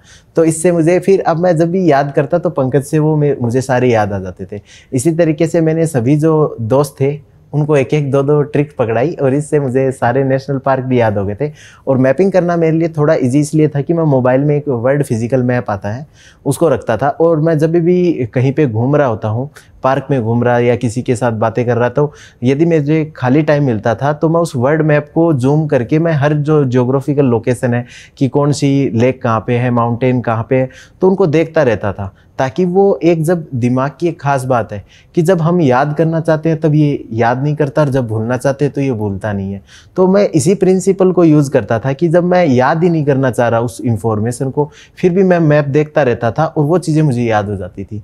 तो मैं ज्योग्राफी के लिए ये सब कुछ चीज़ें यूज़ करता था मैं। ग्रेट। एंड किताबें मेनली आपने कौन सी रेफर की थी? NCERTs ही था? जी मैम, NCERT था, और GC लियोंग एक बुक और आती है, तो मैंने उसको, लेकिन 1-2 रीडिंग ही उसकी मैंने दी थी। Mainly NCERT more than sufficient लगी मुझे। और NCERT आपने जो कहा था 9 to 12, राइट? 9 to 12। परफेक्ट। सो ये तो आई थिंक बहुत ही अच्छी बात आपने कह दिया, and this is so good. I think पहली बार मैंने सुना है, बट ये कितना सही है कि हम जब कुछ पढ़ना चाह रहे होते हैं तभी याद नहीं रहता है, और जब कुछ भूलना चाहते हैं तभी भूल नहीं पाते हैं। तो बहुत ही अच्छी बात बताई आपने। सो ये तो रहा ज्योग्राफी। ज्योग्राफी में हमें थोड़ा ये भी बताइए, सिंस ज्योग्राफी में मैथ्स बहुत लोगों के लिए पेन पॉइंट हो जाता है, बहुत लोगों के लिए स्ट्रॉन्ग पॉइंट। जैसे कि आपने कहा कि आपने जो टिप भी शेयर किया, आप कैसे याद करते थे, that was a great tip. तो अगर कोई और है जो अभी फिलहाल उसको ज्योग्राफी में बहुत ही स्ट्रगल हो रही है एंड ज्योग्राफी उनसे हो नहीं पा रहा है, एंड मैप एक पार्ट है, and also there is so many more things to remember, right? Rivers and all, वो सब भी बहुत बड़ी पार्ट्स आ जाती है जो फैक्चुअल है, बट उन सबको याद करना भी काफ़ी टाइम लग जाता है। तो उसके लिए भी अगर आप कुछ टिप या दे सको कि अगर बहुत ही फैक्चुअल कुछ है और बहुत कुछ है याद रखने को, तो वो कैसे याद रख सकते हैं सब कुछ? यदि बहुत ज़्यादा फैक्चुअल इंफॉर्मेशन है तो कभी भी दिमाग के ऊपर जोर नहीं डालना कि हमें इसको याद करना है। मैंने जैसे बताया कि दिमाग पे यदि हम फोर्स डालेंगे कि तुझे याद करना है, तो वो कभी याद नहीं करेगा। हमें उसके अलग अलग मेथड्स का यूज़ करना है। पहला मेथड होता है निमोनिक्स का। आप अच्छी अच्छी कहानियाँ बना लीजिए। जैसे कि मुझे दोस्तों के साथ बहुत सारी कहानियाँ मैं बना लेता था कि गोदावरी की कौन कौन सी ट्रिब्यूटरीज हैं, तो इसके लिए एक कहानी बना ली। कृष्णा की एक कौन कौन सी ट्रिब्यूटरीज हैं, उनके लिए कहानियाँ बना ली। तो इस तरीके से जब हम कहानियाँ बना लेते थे, अभी मैं एग्जैक्ट उनको रिकॉल नहीं कर पा रहा हूँ क्योंकि मुझे पढ़े हुए काफ़ी दिन हो गए, लेकिन यदि हमारे जो सब्सक्राइबर्स और जो मेरे छोटे भाई बहन हैं उनको ज़रूरत होगी तो मैं वापस से वो ट्रिक्स बना के कभी अपलोड कर दूंगा मैं, ताकि उनको भी वो चीज़ें याद हो जाए। दूसरा हम कर सकते हैं एसोसिएशन करके याद कर सकते हैं। जो भी मतलब उस एरिया से बिलोंग करता है, जैसे मैंने पहले बताया था नेशनल पार्क याद करता था, मैं एसोसिएट करके याद करता था। उसके अलावा हम विजुअलाइज करके याद कर सकते हैं। जैसे कि हमें गंगा की ट्रिब्यूटरीज याद करनी है कि लेफ्ट साइड में कौन है, राइट साइड में कौन है, तो हम अपने आप को सोच लें कि मैं गंगा हूँ और मैं जा रहा हूँ, मेरे को कौन कौन मिल रहा है, राइट साइड से कौन मिल रहा है, लेफ्ट साइड से कौन मिल रहा है, मैं उनसे बातें कर रहा हूँ, इस तरीके से विजुअलाइज करना है उसके। और उस विजुअलाइजेशन में जितना हम इमोशंस डालते जाएंगे उतना हमें ज़्यादा याद होता जाएगा। तो विजुअलाइजेशन करके उसमें याद करें। उसके बाद एक एनिमेशन से भी याद कर सकते हैं। तो आपको यदि ज्योग्राफी की चीज़ें कम समझ में आ रही है कि फोल्ड माउंटेन कैसे बनते हैं, तो आप सीधा सर्च कीजिए गूगल पे, यूट्यूब पे जाके कि fold mountain making process animation. तो उसके बाद जो बच्चों वाले एनिमेशन आएंगे उसके बाद तो आप ज़िंदगी में भूल ही नहीं पाएंगे। तो आपको जो ये तरीके हैं कुछ स्मार्ट स्टडी के, उनको इंक्लूड करना पड़ेगा, तभी जो आपकी ये पूरी स्टडी प्रोसेस है वो ईज आउट हो पाएगी। वाओ, तो ये थी 3 की टिप्स या वेरी इंपॉर्टेंट टिप्स जो गौरव ने शेयर की। एंड उन्होंने ऑब्वियसली ज्योग्राफी के लिए कहा, but also for every other subject. कुछ भी अगर आपको लग रहा है बहुत सारा है, रिकॉल नहीं कर पा रहे हो, तो यही 3 टिप्स है जो आप भी ट्राई कर सकते हो। And probably that would make your learning process more fun and also आप ज़्यादा रिकॉल कर पाओगे। चलिए गौरव, तो अब 2 सब्जेक्ट्स बच जाते हैं। Let's get down to environment. Environment के बारे में आप बताइए, क्या थी आपकी रिसोर्सेज जो आपने रेफर की थी, एंड ऑल्सो क्या था आपका study process for environment? Ma'am, मैंने इन्वायरमेंट के लिए सबसे पहले शंकर IAS की जो बुक आती हैं उनको स्टडी किया था, लेकिन मैंने फिर पेपर का एनालिसिस किया तो चेंजिंग पेपर में जो फंडामेंटल ऑफ द इन्वायरमेंट से तो बहुत कम क्वेश्चन आ रहे थे, और जो भी क्वेश्चंस आते हैं वो काफ़ी इजी आते हैं। तो इसलिए मैंने दोबारा उस बुक की रीडिंग नहीं लगाई। फिर मैंने जो बेसिक NCERT है 12th क्लास की NCERT, जिसमें बायोलॉजी के जो NCERT है उसमें कुछ इन्वायरमेंट के 4 से 5 चैप्टर हैं, वो मैंने स्टडी किया था। उसके अलावा उस समय जो मार्केट में संतोष सर के नोट्स मिल रहे थे तो मैंने उनको फॉलो किया था, और मुझे वो काफ़ी हद तक ऐसा लगा कि मतलब मोस्ट ऑफ द क्वेश्चंस को वो कवर कर रहे थे। तो मैंने इन्वायरमेंट को इतना ज़्यादा सीरियसली मैंने स्टडी नहीं किया था, लेकिन मैंने ये 2 सोर्स फॉलो किए थे, और इससे मुझे लगा कि जो भी क्वेश्चंस आए थे वो सारे मैंने अटेम्प्ट कर लिए थे। परफेक्ट। तो एक चीज़ मुझे बताइए, सिंस इतने सारे सब्जेक्ट्स हैं, राइट, तो जब आपने भी शुरुआत की थी, आपने अपनी टाइम टेबल कैसे बनाई थी कि कि मैं ये सारे सब्जेक्ट्स को, क्या आप हर दिन एक नया सब्जेक्ट करते थे, या एक दिन में भी आप सब्जेक्ट्स को डिवाइड कर देते थे? What was your way of creating a time table? जी मैम, मैं सबसे पहले कभी भी दिन की स्टार्ट करता था वो करंट अफेयर से करता था, क्योंकि मुझे लगता था सुबह उठते ही कुछ नया पढ़ें तो मज़ा आ जाएगा। तो अब करंट अफेयर्स में मल्टीपल सब्जेक्ट चलते थे, तो यदि मैं एक सब्जेक्ट दिन का पढ़ूंगा, यदि मैंने सोच लिया पहले ज्योग्राफी पढ़ूंगा, 15 दिन में ज्योग्राफी पूरा करूंगा, तो करंट अफेयर के बाकी जो टॉपिक्स हैं उनको लगेगा कि इकोनॉमिक्स तो हमें आती नहीं, पॉलिटी भी नहीं आती। इसलिए मैं जनरली 2 से 3 सब्जेक्ट को एक साथ कैरी आउट करता था, और इससे 2-3 फायदे होते थे। पहला, मुझे हर करंट अफेयर समझने आने लगता था क्योंकि तीनों सब्जेक्ट एक साथ चल रहे हैं। दूसरा, मैं बोर नहीं होता था। यदि मैं पॉलिटी पढ़ के बोर हो गया तो मैं ज्योग्राफी पढ़ रहा हूँ, ज्योग्राफी पढ़ के बोर हो गया तो मैं हिस्ट्री पढ़ रहा हूँ। तो इस तरीके से मैं मैम कि 2 या 3 जो सब्जेक्ट थे उनको साथ लेके चलता था, और इससे 1-2 और फायदे होते थे कि सब्जेक्ट्स के बीच में जो इंटरकनेक्शंस है वो समझ में आ जाती कि किस तरीके से हिस्ट्री से पॉलिटी कनेक्ट है, पॉलिटी से इकोनॉमी कनेक्ट है। तो इंटरकनेक्शंस में भी मुझे फ़ायदा होता था। लेकिन ये फिर भी एक इंडिविजुअल की चॉइस है। कुछ स्टूडेंट एक सब्जेक्ट को बहुत मजबूत करते हैं फिर आगे वाले पे बढ़ते हैं, और कुछ सब्जेक्ट्स हैं, कुछ जो स्टूडेंट्स हैं वो ऐसा चाहते हैं कि 2-3 सब्जेक्ट्स हैं उनको एक साथ कंटिन्यू करें। ग्रेट। तो एक चीज़ मुझे बताइए, बिकॉज ये बहुत ही कॉमन क्वेश्चन रहता है कि टॉपर्स कितने घंटे पढ़ते हैं। तो आप मुझे बताइए कि आपने जब शुरुआत की, ये एक तो मुझे बताइए ये टोटल आपका जो प्रेपरेशन पीरियड था वो कितने साल का रहा है? जी मैं जैसे 2016 में पास आउट हुआ था, तो वैसे तो यदि देखा जाए तो ये 4 साल का मेरा प्रिपरेशन पीरियड हो गया। लेकिन मैं बीच में 6 महीनों के लिए, जैसे मैंने 16 का अटेम्प्ट दिया कॉलेज से आते ही, तो मैंने 1 साल तक उसकी तैयारी की थी। लेकिन उसके बाद मेरे घर पे मेडिकल कंडीशंस के कारण मैंने पढ़ाई को छोड़ दिया था 6 महीने। फिर मैंने वापस से स्टार्ट किया, तो जब सीरियसली वापस से स्टार्ट किया तो ये मेरी 2-2.5 साल की ये पूरी जर्नी रही है, जिसमें मैंने फिर RS और IAS दोनों एग्ज़ाम को क्लियर कर लिया था। ग्रेट। क्योंकि ये एक्चुअली आई थिंक ये बहुत ही इंपॉर्टेंट पॉइंट है गौरव, बिकॉज बहुत लोग ये कि इसे गलत समझ लेते हैं। वो कहते हैं कि फर्स्ट अटेम्प्ट में ही इन लोग ने निकाल लिया, ये ऐसे सच नहीं है। बट द ट्रूथ इज, चाहे वो फर्स्ट अटेम्प्ट भी है, ऐसा नहीं है कि वो 6 महीने की प्रिपरेशन वाली अटेम्प्ट है, राइट? वो फर्स्ट अटेम्प्ट भी प्रॉब्ली जैसे आपके केस में 2 साल 2-2.5 साल आपने लगाए टू मेक श्योर कि आप कॉन्फिडेंट हो, फिर जाके आपने अपना अटेम्प्ट दिया, राइट? बिल्कुल मैम। परफेक्ट। तो मैम, जो ये फर्स्ट अटेम्प्ट में एग्ज़ाम क्लियर हो सकता है, इसमें हमें बिल्कुल, हमारे पास यदि राइट स्ट्रेटेजी है, राइट डायरेक्शन है, हमें पता है कि पढ़ना कैसे है, UPSC पूछती क्या है, और यदि ये सब चीज़ें हमें पता हैं तो फर्स्ट अटेम्प्ट में भी क्लियर हो जाएगा।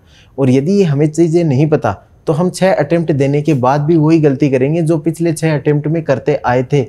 तो कभी भी किसी फ्रेशर स्टूडेंट को परेशान नहीं होना चाहिए। यदि वो कि ये इसने तो 2 अटेम्प्ट दिए हैं तो उसको समझना चाहिए कि इसने 2 अटेम्प्ट में गलती की है, इसे अभी भी एग्ज़ाम की उतनी समझ नहीं है। और आप एक फ्रेशर स्टूडेंट हो और आपको यदि सही गाइडेंस मिल गई तो आप एग्ज़ाम को बेटर तरीके से समझ पाओगे उनसे। जैसे बोलते हैं ना कि एक मटका बना हुआ है, उसको फोड़ के नया मटका बनाना मस्ट टिपिकल है, जितना एक कच्ची मिट्टी से मटका बनाना ईजी है। तो इसलिए सभी फ्रेश स्टूडेंट को तो खुश होना चाहिए कि हम तो पहली बार जा रहे हैं, हम तो फेल भी नहीं हुए, हमारी तो गलत डायरेक्शन भी नहीं है, हम तो सही डायरेक्शन के साथ जा रहे हैं। जो पहले फेल हो चुके हैं उनके पास तो गलत डायरेक्शन थी, वो तो कंफ्यूज हो जाएंगे कि कौन सी डायरेक्शन सही है कौन सी गलत है। तो सभी फ्रेशर्स को एकदम इंजॉय मस्ती के साथ पेपर देना चाहिए। बहुत ही आई थिंक ये मतलब ये जो क्लैरिटी आपने दी है वो इतनी अच्छी है and I think I am personally loving, मतलब आप जो भी चीज़ें बता रहे हो इतने अच्छे अच्छे एग्जाम्पल्स है आपके पास which is so realistic yet it is so correct. So you know and I think that this is very true. अगर आप फर्स्ट अटेम्प्ट में जा रहे हो you should not feel कि अरे मेरे साथ जो compete कर रहा है उसके तो 3 अटेम्प्ट्स हो चुके हैं। जैसे कि आपने कहा वो 3 गलत अटेम्प्ट्स हुए हैं जिसकी वजह से हो नहीं पाया है। So probably if you are going in for the first time you have a lot of benefit, right, उस पे। So I think that's a very good way to put it. Next जो एक सब्जेक्ट बच जाता है हमारा जो है इकोनॉमी। So इकोनॉमी पे भी आप गौर बता दीजिए, आपने कैसे प्रिपेयर किया था, रिसोर्सेज क्या? इकोनॉमी में मैम मैंने मन्नाल सर के जो नोट्स हैं उनको मेनली फॉलो किया था, लेकिन वो थोड़े बल्कि नोट्स थे। तो लास्ट में मुझे रिवीजन करने के लिए मैंने जो उड़ान सीरीज़ से ओनली आईएएस के कुछ छोटे से नोट्स हैं तो मैं उनको पढ़ने लग गया था, क्योंकि वो लास्ट में रिवाइज़ करना उनको कॉम्प्रहेंसिवली थोड़ा इजी था।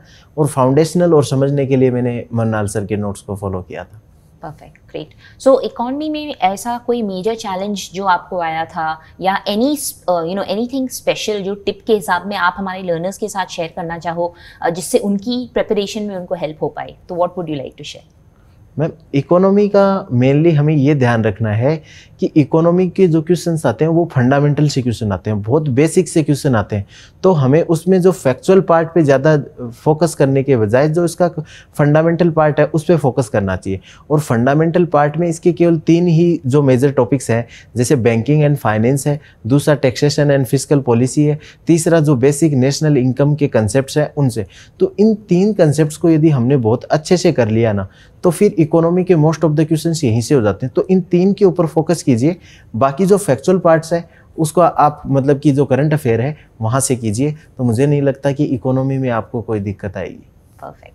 सो ये तो हो गया पूरा प्रीलिम्स का पड़ाव एंड बहुत बहुत कुछ पढ़ना पड़ता है इसमें। बट एक क्वेश्चन जो बहुत कॉमन रहती है कि प्रीलिम्स एंड मेंस की तैयारी साथ में करना होता है या सेपरेट करते हैं, एंड अगर साथ में किया या सेपरेट किया, आपने अपना वो ब्रेक कैसे किया? एज एन कितना टाइम मैं प्रीलिम्स को दूंगा, कितना टाइम मैं मेंस के लिए प्रिपेयर कर रहा हूँ, क्या थी आपकी प्रिपरेशन स्ट्रैटेजी? जी मैम, मैंने जो प्रिपरेशन थी मेरी प्री और मेंस की मैंने एक साथ ही कंटिन्यू की थी और मैं उनके अलग अलग नोट्स नहीं बनाता था।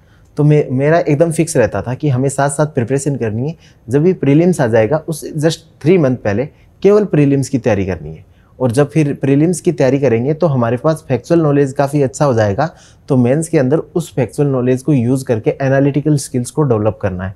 तो ये मेरा एकदम सिंपल सा कंसेप्ट रहता था कि केवल 3 मंथ एक्सक्लूसिव दूंगा मैं प्रीलिम्स के लिए, बाकी टाइम मेरी जो प्रिपरेशन चलेगी वो प्री और मेंस दोनों के साथ चलेगी। परफेक्ट। तो एक चीज़ मुझे बताइए गौरव कि प्रीलिम्स और मेंस के बीच जो समय रहता है, काफ़ी सारे लर्नर्स इसे वेस्ट भी कर देते हैं यही सोच के कि प्रीलिम्स में कितना होगा, राइट, प्रीलिम्स निकलेगा या नहीं। तो ये प्रीलिम्स से मेंस के बीच में जो टाइम रहता है, आपके अकॉर्डिंग आप क्या सजेस्ट करोगे कि लर्नर्स को क्या करना चाहिए उस टाइम ड्यूरेशन में? जी मैम, इसमें सबसे पहले मैं मेरे जो सभी लर्नर्स हैं उनको एक ही सुझाव दूंगा कि प्रीलिम्स की जो कट ऑफ है उससे हमेशा 10 नंबर ज़्यादा टारगेट कीजिए।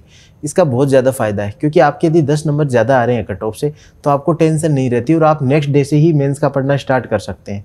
लेकिन यदि आपको टेंशन रहती है तो फिर आप ना यही विचार करते हो कि मैं पास हो पाऊँगा या नहीं पाऊँगा। चलो बाई चांस यदि आप उस मार्जिन पे रह गए जहाँ पे आपको डाउट है कि आप पास भी हो सकते हो, फेल भी हो सकते हो, तो सोचिए आपको तो नेक्स्ट ईयर के लिए प्रिपरेशन करनी है। तो मेंस की प्रिपरेशन यदि आप इन सभी जो कैंडिडेट्स हैं जो मेंस दे रहे हैं उनके साथ कर लोगे तो आपको नेक्स्ट ईयर एक एडेड एडवांटेज होगा। तो जो चाहे पास हो रहे हो चाहे फेल हो रहे हो, लेकिन प्री के जस्ट बाद आपको मेंस की प्रिपरेशन में लग जाना चाहिए। ग्रेट। आई थिंक गौरव, यही बात आपकी सबसे अच्छी लग रही है मुझे कि आपका इतना पॉजिटिव नज़रिया है हर चीज़ को। तो ये भी जो आपने कहा बहुत ही सही कहा कि अगर प्रीलिम्स नहीं भी हो पा रहा है, यही सोच लो कि मेंस की तैयारी आप कर ले रहे हो जो आप नेक्स्ट ईयर भी करने वाले हो। So it just gives you that added advantage, right? Great. तो ये तो रहा प्रीलिम्स। उसके बाद ऑब्वियसली प्रीलिम्स में अगर सिलेक्शन हो जाता है तो सबसे पहले तो ये बताइए कि आप कितने कॉन्फिडेंट थे कि आपका प्रीलिम्स निकल जाएगा?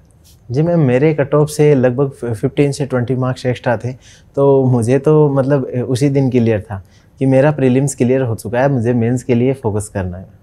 चलिए गौरव, आपने ये तो हमें बता दिया प्रीलिम्स और मेंस के बीच में क्या करना चाहिए, आप क्या कर रहे थे, what is the right way of doing it. Mains पे भी आ जाते हैं, सिंस हमें पता है सब्जेक्ट्स तो काफ़ी सिमिलर है। तो आप हमें बस ये बता दीजिए कि आपके जो जीएस के पेपर्स थे उसमें आपने कुछ मेजर क्या डिफरेंस किया था मेंस लेवल पे, कैसी स्ट्रैटेजी प्रॉब्ली आपने चेंज की थी या कुछ जो चेंजेस आप लेके आए compare to your strategy for prelims. तो जीएस के पेपर्स के बारे थोड़ा बताइए। मैम, जीएस में मैंने जो मेजर चेंज किया था, मैं प्रीलिम्स में ज़्यादा पढ़ता था, प्रैक्टिस थोड़ी कम करता था। लेकिन मेंस में मैंने उल्टा कर दिया था, मैं प्रैक्टिस ज़्यादा करता था और पढ़ता थोड़ा कम था। बेसिक रिसोर्सेज तो जो प्रीलिम्स में थे वही थे, उसके बाद मैंने जो वैल्यू एडेड मटेरियल होता है उसको मैंने उसमें ऐड करने की कोशिश की। और जैसे कुछ सब्जेक्ट हैं जैसे सोसाइटी है, उनके लिए मैंने काफ़ी ज़्यादा तो गूगल ही किया था कि जो मेजर रिसोर्सेज मिल गए थे, जिसमें बहुत सारी वेबसाइट्स पे मुझे उनके लिए कंटेंट मिल जाता था। बाकी जैसे आईआर वाला पार्ट है वो मैं रेगुलर फॉलो करता था और हिंदू न्यूज़पेपर में डेली जो आता था उसको कवर करता था। तो और उसके अलावा एग्रीकल्चर का पार्ट है, तो उसमें एग्रीकल्चर के पार्ट में मैंने खुद से नोट्स बनाए थे कि एक एक possible number of topics UPSC में कौन से दिए हुए हैं, उनके क्या क्या नोट्स बन सकते हैं, वो मैंने खुद से नोट्स बनाए थे। सिक्योरिटी का भी मैंने ऐसे ही किया था, जो भी थे उनके खुद के नोट्स बनाए थे। उसमें मैंने बहुत सारे मल्टीपल रिसोर्सेज को फॉलो किया था। मैं अभी उनके यूट्यूब पे जिन को देखा मैं उनको याद भी नहीं कर पा रहा हूँ रिकॉल, लेकिन मैंने खुद के मेरे नोट्स बनाए थे इन 3-4 सब्जेक्ट्स में और मेरा स्कोर काफ़ी अच्छा रहा कंपैरेटिवली इस बार के जो मैंने स्कोर देखे हैं उनसे। तो उसका एक कारण था कि मैं लगातार प्रैक्टिस करता था और प्रैक्टिस करने के बाद जब आप लंबे टाइम तक 60, 70, 80 दिन तक प्रैक्टिस करते हो तो आपको कुछ टिप्स एंड ट्रिक्स पता चल जाती हैं कि इस तरीके से एक अननोन क्वेश्चन भी आएगा तो उसको हैंडल करना है हमें। तो मैं सभी जो मेरे एस्पिरेंट्स हैं उनको यही कहना चाहूँगा कि आप डेली आंसर राइटिंग कीजिए। आप ना जो मेंस टेस्ट सीरीज का वेट मत कीजिए कि 7th डे को जाके लिख के आऊँगा। डेली प्रैक्टिस कीजिए, चाहे एक क्वेश्चन नहीं लिखो लेकिन डेली लिखो, ताकि आपके जो सबकॉन्शियस माइंड है उसके अंदर जो आंसर राइटिंग स्किल है वो बैठ जाए। तो मैं सभी से यही रिक्वेस्ट करूँगा कि मेंस यदि आपको क्लियर करना है तो इसके ऊपर फोकस कीजिए। और उसके बाद एक सब्जेक्ट GS4 बचता है इथिक्स का, तो उसके अंदर भी मैम मैंने जैसे लेक्सिकॉन को फॉलो किया था, मुदित जैन की बुक आती है उनको भी फॉलो किया था, और उसके अलावा जैसे कि समृति शाह मैम है उनके नोट्स थे उनको मैंने फॉलो किया था। तो मैंने मल्टीपल सोर्सेज को फॉलो किया था, धर्मेंद्र सर के नोट्स थे उनको भी फॉलो किया था और फिर उनका एक कंपाइलेशन बना लिया था मैंने, कि मुझे लगा कि इन चारों नोट्सों को मैं अलग अलग बार पढ़ूंगा तो काफ़ी टाइम कंज्यूमिंग हो जाएगा। तो मैंने इन चारों नोट्सों को एक साथ मिक्स करके मेरे खुद के ही एक पर्सनल नोट्स बना लिए थे, फिर मैं उनको लगातार 3-4 बार रिवाइज करता था मैं। परफेक्ट। तो एक चीज़ बताइए मुझे, सिंस आपने कहा जीएस में मेंस में ऑब्वियसली आंसर राइटिंग बहुत इंपॉर्टेंट हो जाता है, टेस्ट सीरीज भी इंपॉर्टेंट है, कितने टेस्ट सीरीज दिए होगे आपने? मैं टेस्ट सीरीज तो मैंने काफ़ी कम लिखी थी, लेकिन मैं मेरे दोस्तों के साथ डेली 5 से 6 क्वेश्चन लिखने की कोशिश करता था। तो अल्टीमेटली 4 दिनों में वो 20 क्वेश्चंस हो जाते थे जितना एक टेस्ट सीरीज में होता है। तो मैं पर्सनल और हमारा पीयर ग्रुप में ही हम कॉपी चेक करते थे। हम टीचर से जो भी फाइनल जब हम लास्ट मंथ में आए थे तब हमने टीचर से कॉपी चेक करवाई थी। अदरवाइज़ हमारा जो फ्रेंड सर्किल था वही आपस में कॉपी चेक करके बता देता था कि आपके आंसर में तो ये कमी लग रही है, आप ये इम्प्रूव कर सकते हो। इस तरीके से मैंने पीयर ग्रुप जो रिव्यू है उसी का यूज़ करते हुए मेरी आंसर राइटिंग स्किल को इम्प्रूव किया था। ग्रेट। एंड जो मॉक टेस्ट होते हैं वो आपने कब अटेम्प्ट किया था, कितने अटेम्प्ट किए थे, उसके बारे में भी अगर आप थोड़ा बता सको। मैम मैंने टोटल 7 से 8 जो ये मेंस के पेपर दिए थे वो केवल लास्ट मंथ में। पहले मैं इंडिविजुअल लिखता रहा था, लेकिन लास्ट में जब मुझे लगा कि अब मेरे पास आंसर राइटिंग स्किल है, बस केवल पेपर में 3 घंटे में टाइम मैनेजमेंट करना है, उस टाइम मैंने 7 से 8 पेपर लिखे थे, जिसमें GS1 का एक पेपर लिखा, GS2 का भी 1-2 पेपर लिखा, GS3 का भी 1-2, मेनली GS4 के मैंने 4 से 5 पेपर लिखे थे, क्योंकि वो एक ऐसा सब्जेक्ट था जिसका कोई वन स्टॉप सॉल्यूशन भी नहीं है और एक उसमें सिंगल आंसर बेस्ट भी नहीं होता, तो वो लगातार प्रैक्टिस के साथ इम्प्रूव होता है। तो GS4 के लिए मैंने थोड़ी रिलेटिवली ज़्यादा प्रैक्टिस की थी। Understood, great. तो आपके स्कोर्स क्या आए थे सारे जीएस पेपर्स में? मेरे स्कोर मैम जो GS1 है उसमें 108 था, GS2 के अंदर 114 था, GS3 के अंदर मेरा 90 था और GS4 के अंदर 115 था।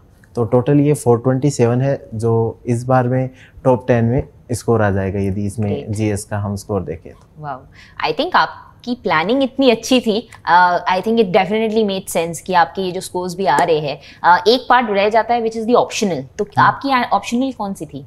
मेरा ऑप्शनल मैम एंथ्रोपोलॉजी था। Okay, and any specific reason आपने क्यों ये ऑप्शनल सिलेक्ट किया? ऑल्सो अगर आप लर्नर्स को ये बता, एस्पिरेंट्स जो अभी भी डिसाइड कर रहे हैं कौन सा ऑप्शनल उनके लिए सही रहेगा, व्हाट वुड यू से, कौन you know who would be these perfect aspirants जिनके लिए anthropology as an optional could be a good option?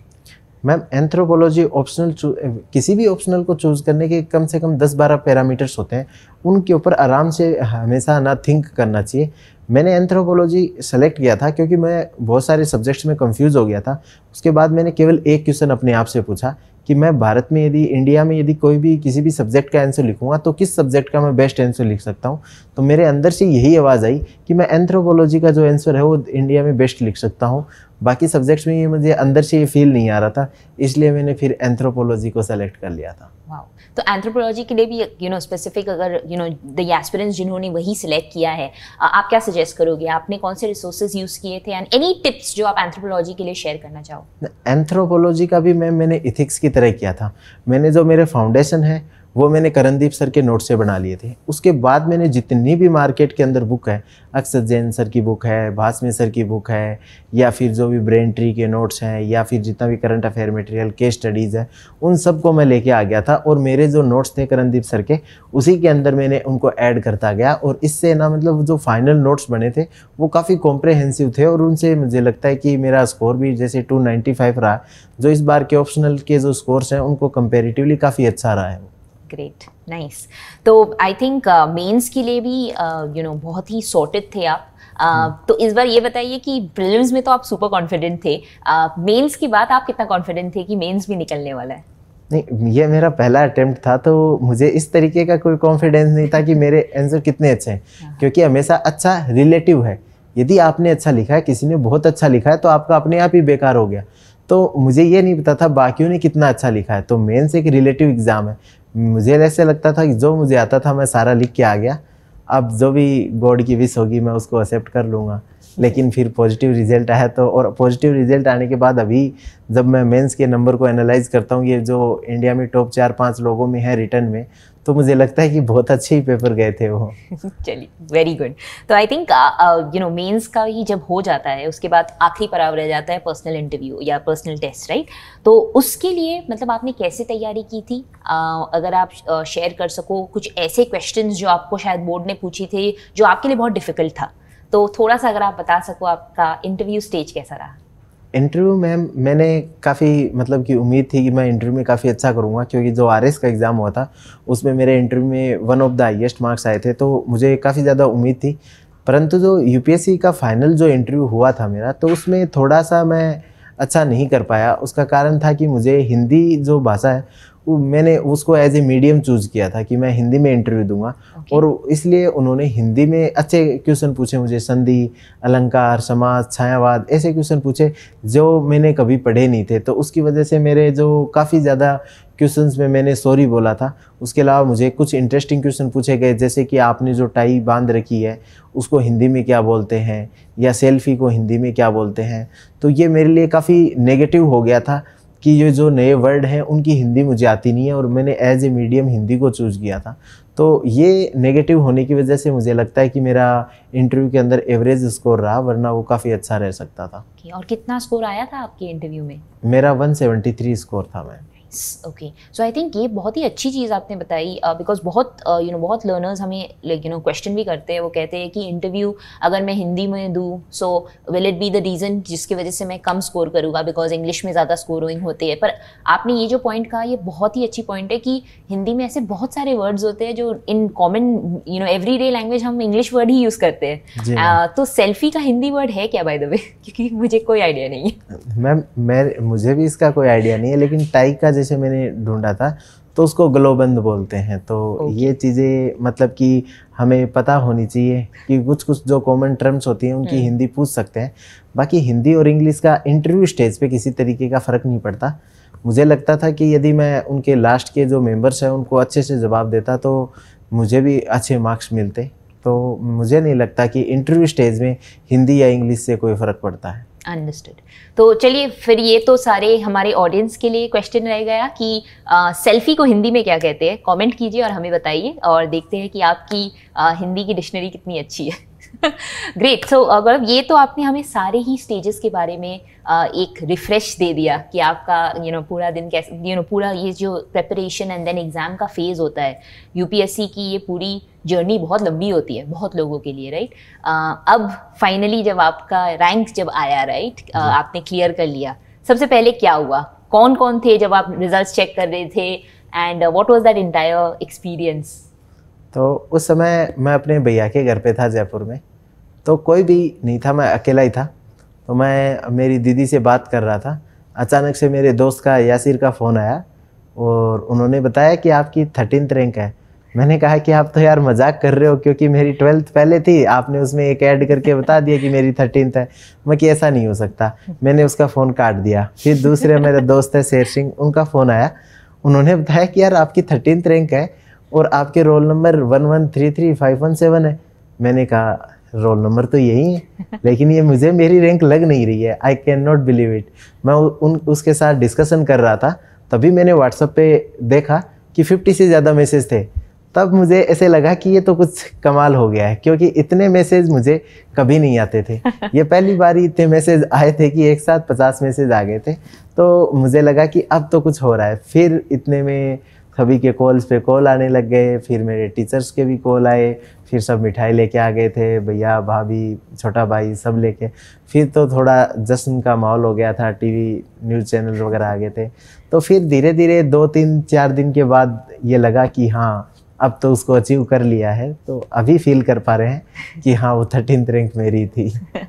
तो चलिए 12 से सीधा 13 इन यूपीएससी सीएससी।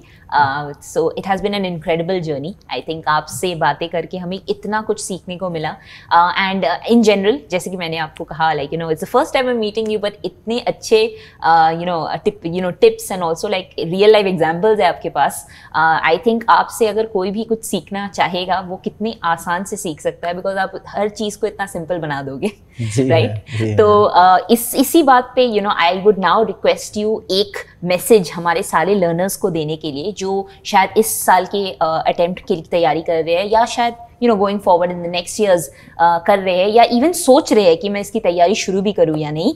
क्या मैसेज आप देना चाहोगे हमारे सारे लर्नर्स को? मैं अपने जो सभी एस्पिरेंट्स हैं उनको एक ही मैसेज देना चाहूँगा कि आपको 2 क्वालिटी हमेशा अपने अंदर रखनी है। पहला है हंगर, हमेशा आपके अंदर भूख रहनी चाहिए कुछ सीखने की, कुछ करने की। दूसरा, उसी के साथ आप पे कॉन्फिडेंस भी रहना चाहिए कि हाँ मैं ये कर दूंगा। और कॉन्फिडेंस और ईगो में जो डिफरेंस है उसको आपको समझना है। कॉन्फिडेंस का मतलब है कि मैं कर सकता हूँ, ईगो का मतलब है कि केवल मैं ही कर सकता हूँ।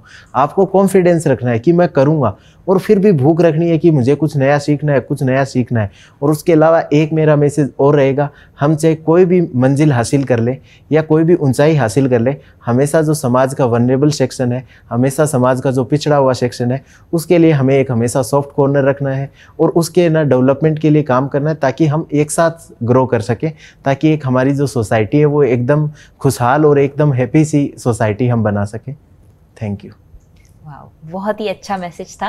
एंड आई एम श्योर गौरव कि आज आपने जितना कुछ शेयर किया है बहुत सारे लर्नर्स को ये हेल्पफुल टर्न आउट करेगा। And I wish that everyone who is attempting the exam this year और the coming years all the very best. अच्छे से तैयारी कीजिए, अच्छे से प्रिपेयर कीजिए, एंड आई एम श्योर आपका अटेम्प्ट भी अच्छा जाएगा। Do try to take these tips जो ये टॉपर्स जो हमारे यहाँ पे आते हैं वो शेयर करते हैं, because they've been there, they've done that। तो इसलिए वो जो भी कहते हैं वो अपने एक्सपीरियंसेस से कहते हैं और आपके भले के लिए कहते हैं। सो एक लास्ट पार्ट रह जाता है गौरव हमारे पूरे एपिसोड में, जो हमारा रैपिड फायर राउंड कहा जाता है। सो इसमें just like the name suggest, आपको ज्यादा सोचना नहीं है। अभी तक आपने बहुत अच्छे आंसर्स दिए, पर ये थोड़ा रैपिड देना है आपको। सो मैं आपको 4-5 क्वेश्चंस पूछने वाली हूँ, just to get to know a little bit more the fun side of Gaurav. Are you ready for your questions? Yes ma'am. Okay, चलिए फर्स्ट क्वेश्चन। अगर आपके पास ऑप्शन होता कोई भी पिछले पास्ट के कोई भी ईयर में वापस जाने का, कौन से ईयर में आप जाना चाहते टाइम मशीन में, एंड क्यों? मैम मैं 2012 में वापस जाना चाहूँगा, क्योंकि मैं हमेशा से एक मीडियोकर स्टूडेंट था और पहली बार मेरा आईआईटी के अंदर सिलेक्शन हुआ था। और जो खुशी थी मैंने फैमिली में जो देखी थी वो बहुत ज़्यादा थी कि हमारा बच्चा मतलब आईआईटी में सेलेक्ट हो गया। तो वो ईयर मेरे लिए काफ़ी शानदार था। उसके बाद तो ये 2021 ही इतना अच्छा है। ग्रेट। आपका सबसे फेवरेट कलर एंड क्यों? मेरा मैम जो फेवरेट कलर ब्लू है, क्योंकि ब्लू हमेशा एक विक्ट्री को सजेस्ट करता है। तो ब्लू मुझे अच्छा भी लगता है और ये हमेशा एक कलर ऑफ विक्ट्री है, इसलिए ब्लू मेरा फेवरेट है। चलिए ग्रेट। अगर आपके पास एक ऑप्शन होता वापस से उसी टाइम मशीन में कि आप जाके किसी भी पास्ट के कुछ लीडर, थॉट लीडर और इवन नेशनल लीडर्स को मिल सको और उनसे बातें कर सको, तो आप किससे मिलना चाहते? एपीजे अब्दुल कलाम। ओके, और आप उनसे एक क्वेश्चन अगर सिर्फ पूछ सकते तो क्या पूछते? कि आपने ये इतनी हम्बलनेस कहाँ से आई है, आप इतने पोलाइट और हमेशा इतने स्माइलिंग फेस के साथ कैसे रह सकते हो? ये मैं उनसे सीखता, मैं कि वो चीज़ मैं मेरे अंदर इनकलकेट करने की कोशिश करता। Okay great. और एक आखिरी सवाल, एंड वो ये है कि अगर सपोज आज अभी तो फिलहाल कोविड चल रहा है, मगर इन जनरल अगर हम आपको कहीं पे भेज देते छुट्टी मनाने, मगर उस आइलैंड में और कोई नहीं जा सकता है, बस एक ही बंदा आपके साथ जा सकता है, तो बंदा या बंदी, so who would you take along in that island, just to sit down, have a chat, and सबसे दूर? This is very typical question. भाई इसीलिए रैपिड फायर है, आपको बोलना ही पड़ेगा। मैं मेरी मम्मी को मेरे साथ ले जाता, वो काफ़ी खुश होते हैं, उनको घूमने का थोड़ा ज़्यादा शौक है, तो मैं उनको अपने साथ लेके जाता। ग्रेट। सो गौरव, वो सारे ही बहुत अच्छे आंसर्स थे, and just like your exam related answers, rapid fire answers को सुनने में भी बहुत मजा आया। And I know that you are here today, also your mom is here, and you are taking her around, and that's so good. I am sure वो कितनी खुश होगी with your success, and I wish you all the more success in future. I hope कि हम और भी बहुत अच्छी अच्छी चीज़ें सुन सके आगे जाके भी, about the things that you are doing for the society and the things that you are doing to bring in a change, right? So एक छोटा सा hamper we have from our team of CTWT here for you, and we hope that आपको मीठा पसंद हो. So this is for you. Thank you for new beginnings, and we wish you all the very best for your future. Okay, so एक last चीज रह जाता है गौरव, which is basically tag a topper या tag a friend. तो usually हमारे यहाँ पे एक प्रथा है कि जो भी टॉपर्स आते हैं वो यूजली अपने कोई दूसरे फ्रेंड को जिन्होंने CSC या किसी भी दूसरे कंपेटिटिव एग्जाम को टॉप किया हो, so that हमारी टीम उनसे भी ट्राई करेगी बात करने के लिए, so that they can come for an interview and share their journeys also. तो आप किसको टैग करना चाहोगे? मैम मेरी एक फ्रेंड है अनु बेनीवाल, उन्होंने भी CSE 2022 जो 2020 का एग्ज़ाम है उसको क्लियर किया था 638 रैंक के साथ। मुझे लगता है कि उनका भी इंटरव्यू दूसरों को मोटिवेट करेगा, उन्होंने जो लाइफ में स्ट्रगल की है वो दूसरों के लिए काफ़ी मोटिवेटिंग फैक्टर रहेंगे। चलिए great. So we look forward to reaching out to you, एंड बहुत जल्द हम होप करेंगे कि आप भी यहाँ पे आओ, आप भी अपनी जर्नी शेयर करो और हमारे सारे एस्पिरेंट्स को आप भी इंस्पायर कर सको। आप कुछ कहना चाहोगे? आज आपका एक्सपीरियंस कैसा रहा? How did you like refreshing your memory and talking to us? बिल्कुल मैम, मुझे तो लगा ही नहीं कि हम फर्स्ट टाइम बात कर रहे हैं। मैं काफ़ी मतलब जो फ्रीक्वेंसी थी उसको मैं मैच कर पा रहा था, और काफ़ी शानदार मतलब जो आपने एग्ज़ाम प्रोसेस के बारे में पूछा, मेरे बैकग्राउंड के बारे में पूछा, तो आज एक जो पूरी जर्नी थी मेरी वो मैंने 1 घंटे में मतलब समराइज़ भी कर ली, रिवीजन हो गया मेरे लिए, ऐसा लग रहा था मुझे। तो मुझे बहुत अच्छा लगा। Thank you so much. Thank you so much, Gaurav. Thank you for coming in, giving in your time, and we wish you all the very best as always. Thank you, Looking ma'am. forward और भी आगे आपसे मिलने के लिए. Thank you ma'am, thank you.